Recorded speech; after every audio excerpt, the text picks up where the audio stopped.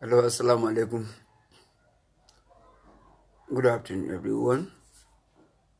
A'udhu billahi minash shaitanir rajim. Bismillahir rahmanir rahim. Alhamdulillahi rabbil alamin. Wassalatu wassalamu ala sayyidina Muhammad al-Fatih al-Khatim wa ala alihi akademi daril azim. Assalamu alaikum. Good afternoon, everyone. I'm back on my series of lectures on the topic reflection on the verses of the Holy Qur'an. If you can remember, in the last session, we were discussing the story of Prophet Moses and Pharaoh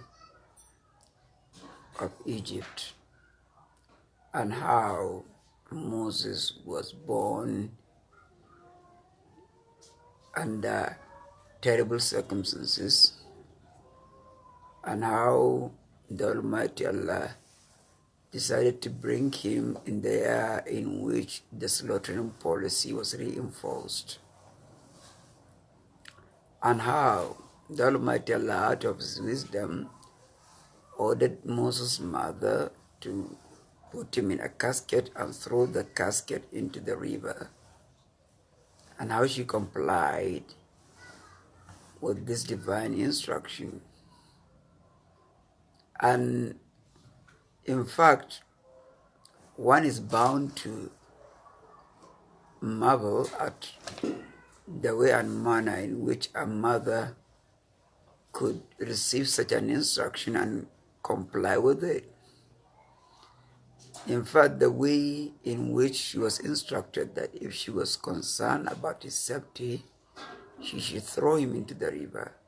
That means that part of the lessons we may derive from this is that if you are too much afraid to provide protection either for yourselves or for your people, then entrust their care in the hands of the Almighty Allah. That is, if you are incapable of handling any situation in life, then the best thing to do is to leave it for the Almighty Allah to handle it. No situation is too complex for the Almighty Allah to handle. In fact, the more complex a situation is, the easier as far as the Almighty Allah is. In fact, when we talk about the Almighty Allah, there is virtually nothing such as one thing is easier than another, and so on and so forth, because all things are of the same degree of simplicity and ease as far as Almighty Allah is concerned. Nothing is easier than anything. That is why when the mother of Moses was so much worried about his safety and security, that she knew she would lose him, the Almighty Allah instructed her to put him in a casket and throw the casket in the river. فإذا كفت عليه فألقيه في اليم ولا تخافي ولا تحزني أو أن اقذفيه في التابوت فاقذفيه في اليم فليلقي في الساحل يأخذ عدو لي وعدو له. And another lesson, of course, not all women can comply with this. Not all women can take this order and then comply with it, that you should throw you should throw your newly born baby in the river. And another thing is that since Pharaoh kept slaughtering the children of Israelites, the innocent children, among whom he slaughtered more than 500,000 according to some narratives, he slaughtered quite a lot among them. Anyway, he did slaughter a lot in search of only one child, that is Moses. If he knew the child and as the time he would be born, as well as his mother, he wouldn't have slaughtered those innocent babies. But he did in search of only one soul. And now the soul is brought into the world. The soul he was looking for to slaughter. And interestingly enough, the baby was entrusted in the hands of Pharaoh to take care of him. The very baby he was looking for to kill was entrusted in his care. The Almighty Allah took the casket to the Pharaoh's castle, that is to the Pharaoh's palace.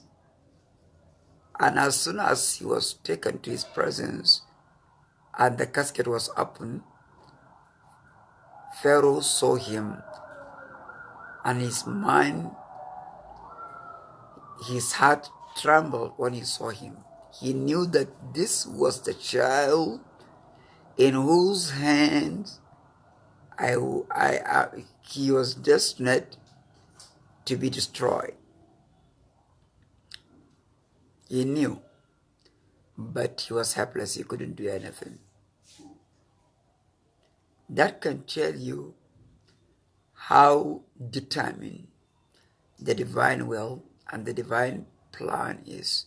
That if the Almighty Allah decreed a thing to come to reality, nobody can stop it.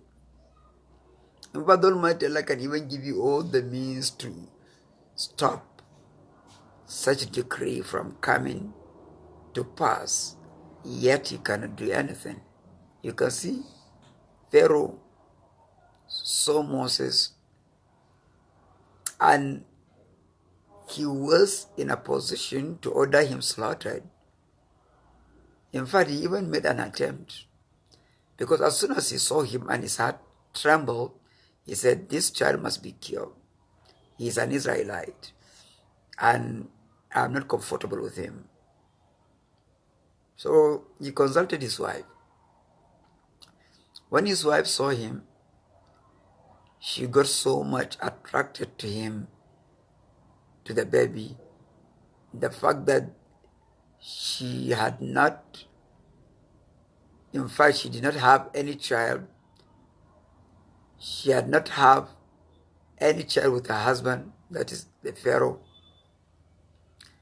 She suggested to him that why can't we keep him and adopt him as our son?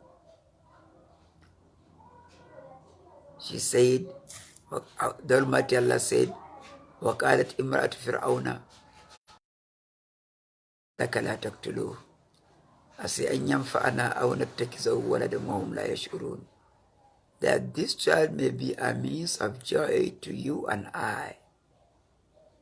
And in fact, we can even adopt him as our son.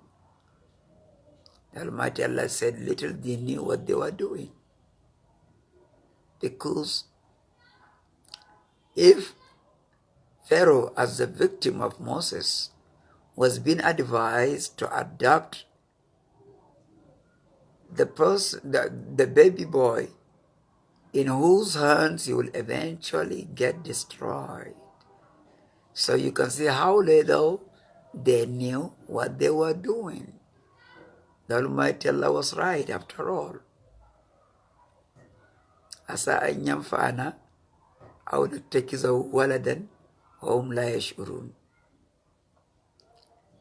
So here you can see how the divine plan is being executed so easily and so simply, without resorting to any, to any violent means or anything. So Pharaoh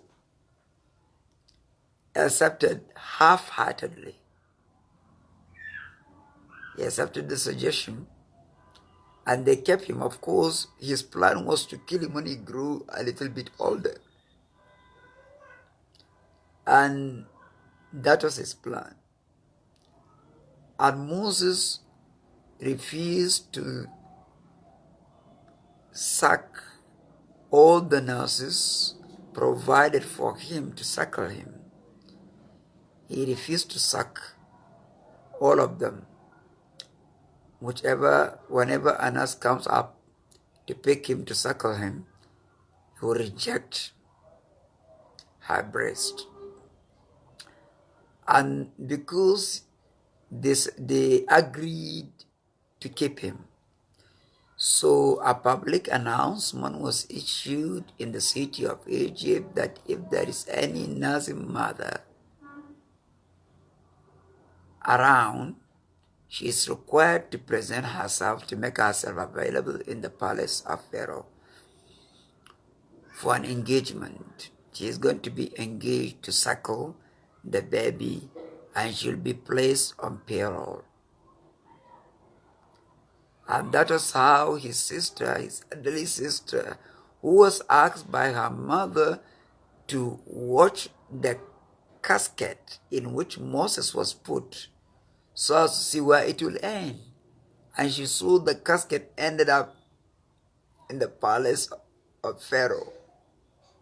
And when she heard such an announcement, she came to tell her mother, their mother, that the baby, my younger brother, rejected all the nurses provided for him. And the palace made an announcement looking for a Nazim mother that will take care of the baby so that she will be paid. And that is how his elderly sister brought these glad tidings to her mother. And the mother,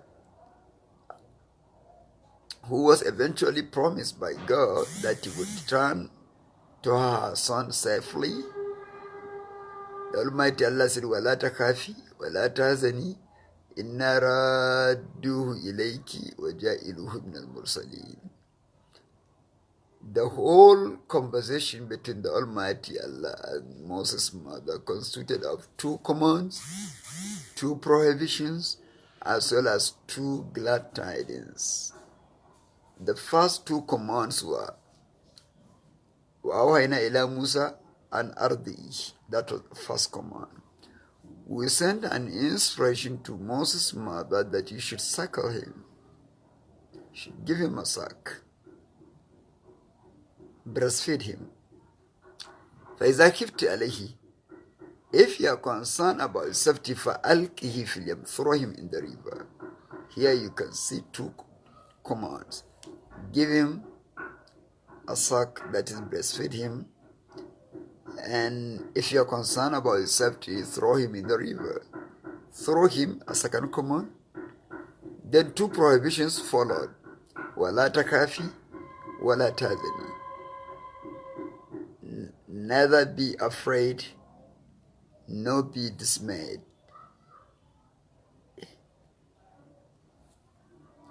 وَلَا تَخَافِي وَلَا تَحْزَنِي إِنَّا رَادُّوهُ إِلَيْكِ وَجَائِلُهُ مِنَ الْمُرْسَلِينَ. That was the 2 glad tidings. We promised you a safe return. We promise you a safe return of your son. إِنَّا رَادُّوهُ إِلَيْكِ وَجَائِلُهُ مِنَ الْمُرْسَلِينَ. And we promise you that we'll appoint him an apostle, we'll appoint him a prophet. Here you can see how this inna radduhu ilayki is in conformity with the concluding verses of the same chapter, where the Prophet ﷺ was promised, inna allazi farada alayka al-Qur'ana laradduka ila ma'ad. The one that revealed the Holy Qur'an to you promised you a safe and victorious return to the city of Mecca. لَرَادُّكَ إِلَى مَعَادٍ إِنَّا رَادُّوهُ إِلَيْهِ وَجَائِلُهُ مِنَ الْمُرْسَلِينَ. We promise you a safe return of your son, and we are going to appoint him a prophet and an apostle. You can see the 2 glad tidings. So the first one, that is the safe return of her son to her, is being fulfilled here, because an announcement was made by the palace looking for a Nazim mother so that she will be engaged to take care of the baby and give and breastfeed him and get paid for that. So that's how his elderly sister informed their mother, and the mother joined the queue of the Nazi mothers looking for the job. And all the Nazi mothers, when they came to pick when each of them came to pick the boy would reject her breast. The boy would reject their breast. Until when it was the turn of his mother, as soon as she picked him, he grabbed her breast and started sucking her breast, the breast of his mother. Meaning what? Meaning that he recognized his mother. So the first promise of a safe return of Moses is being fulfilled here. Here is her son, whom she threw into the casket, and the casket was thrown into the river, and the son is being returned to her safely as it was promised. As Almighty Allah promised her a safe return of her son, such promise is being fulfilled here. So you can see how the Almighty Allah works towards the realization of his plan so simply and so easily, so effortlessly. It was just a matter of hours that she threw the baby into the casket and threw the casket into the river, and here is the son being returned to her safely as she was promised. It did not take hours, it did not take the whole day for her to have her son returned to her. And not only was he returned to her, now she is going to be paid for breastfeeding her own son. Another lesson that we still need to derive from this event is that since the Pharaoh of Egypt promised to kill Moses, in fact, in search of Moses to kill, he did kill hundreds of thousands of innocent babies of the Israelites. So that's why the Almighty Allah